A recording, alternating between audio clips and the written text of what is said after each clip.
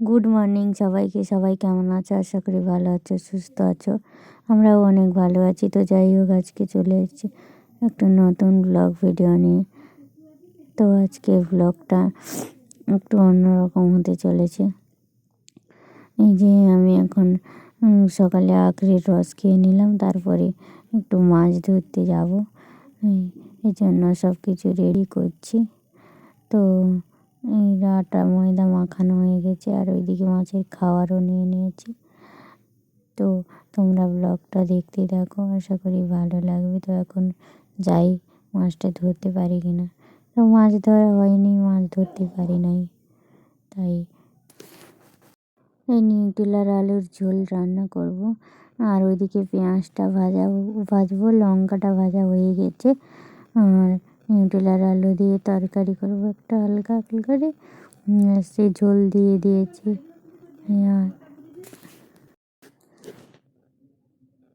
তো আমি ওই ভয়েসটা বেশি দিতে পারবো না, বেশি জোরে এখন কথা বলতে পারছি না।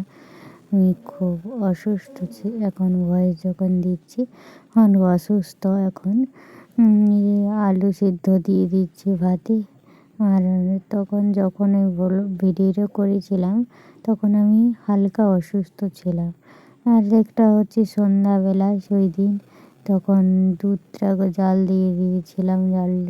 আর ওইদিকে টমেটো একটা পোড়াতে দিয়ে দিচ্ছিলাম, টমেটো পোড়া করবো রাতে রান্নার জন্য।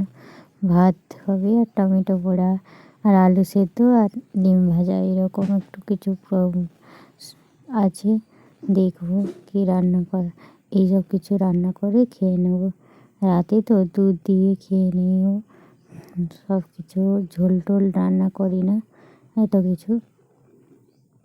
এই যে ডিমটা ভেঙে ফেলেছি, দুটো ডিম রান্না ভাজা করব আর খাবো। তো ওই ডিম ভাজতে কিছু কথা বলি। আমি এখন যে ভয়েস রেকর্ড দেখছি, আমি এখন খুবই অসুস্থ, বেশি জোরে কথা বলতে পারবো না। আমার এখনও স্যালাইন চলছে বাড়িতে। শরীরে একটা বিশেষ অসুবিধা হয়েছে, অনেক ডাক্তার দেখানো হচ্ছে, রিপোর্ট চলছে, ডাক্তারও দেখানো চলছে। বাড়িতেও কয়েকটা স্যালাইন নার্সিংহোমে দেওয়া হয়েছিল, তারপরে বাড়িতে এসে দেওয়া হয়েছে। আর হচ্ছেও এখনও, কয়েকদিন চলবে, 8-10 দিন মতো। কয়েকটা স্যালাইন, ইঞ্জেকশন, ওষুধ। তো রিপোর্টগুলো দেখি কি আসে না আসে। আর শরীরটায় এখন একটু সুস্থ আছে, তাই এখন ব্লগ করছি। আগে থেকে যেগুলো করা ছিল সেগুলোই। আর কি করব, তো আমার মা তো নেই, তাই বোন সঙ্গে থাকে। আমার নিজের যে বোন, সে সঙ্গে এসছে। ভাই তো বাইরে, ভাই সঙ্গে আছে, আমার ভালো লাগছে। সব সময় ফোন করে খোঁজ নিচ্ছে কী আছে না আছে। তো এখন সকাল 3 দিন পরে আমি বেরিয়ে পড়েছি যে নার্সিংহোমে ডাক্তার দেখাতে যাব। বোন যাচ্ছে আর একজন দাদা যাচ্ছে আমার জেঠুর বাড়ি। তো ঠাকুর প্রণাম করে বেরিয়ে পড়লাম। আর তোমরা আমার গলাটা শুনেই বুঝতে পারছো, আর গলাটা ভালো নেই। যে চলে এসেছি এখন ডাক্তার দেখাতে। এখানে ডাক্তার দেখাবো, এখান থেকে অনেক দূর, 3 জায়গায় যেতে হয়েছে ডাক্তার দেখিয়ে। এখানেই ডাক্তারটা দেখানো হয়েছে, কিন্তু আবার অন্য জায়গায় ডাক্তার দেখাতে হবে, রিপোর্ট করতে হবে। তো যে বসছি একটু, বসতেও ঠিকঠাক মতন পারি না, কয়েকদিন প্রচুর অসুস্থ। বাড়িতে কয়েকজন ডাক্তার দেখানো হয়েছিল, 3 জন মতো, তাও তারা ভালো করতে পারেনি। ডাক্তারটা দেখাবো বলে বসে আছি, ডাক্তার একটু দেরি আছে আসতে, তাই বসছি। কিন্তু বসা তো ঠিকঠাক করতে পারছি না। আর এখন ডাক্তার দেখানো হয়েছে, আবার এখানে এসে নার্সিংহোমে দেখানো হচ্ছে।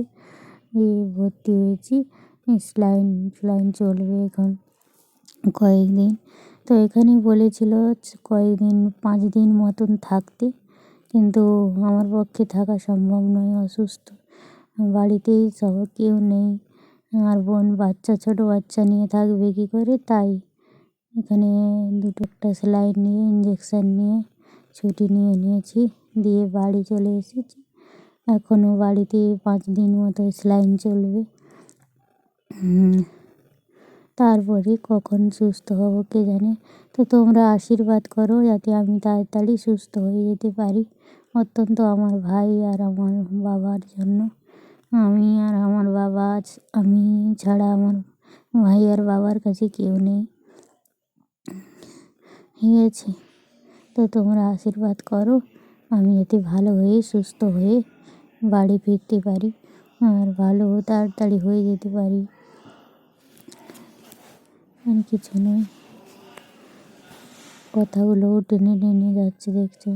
এই যে বাড়িতে চলে এসেছি, বাড়িতেও সারাদিনে 3টা করে স্যালাইন চলে, ইঞ্জেকশন চলে, এখনও চলবে। তো আজকের ব্লগটা এখানেই শেষ করছি। সবাই ভালো থেকো।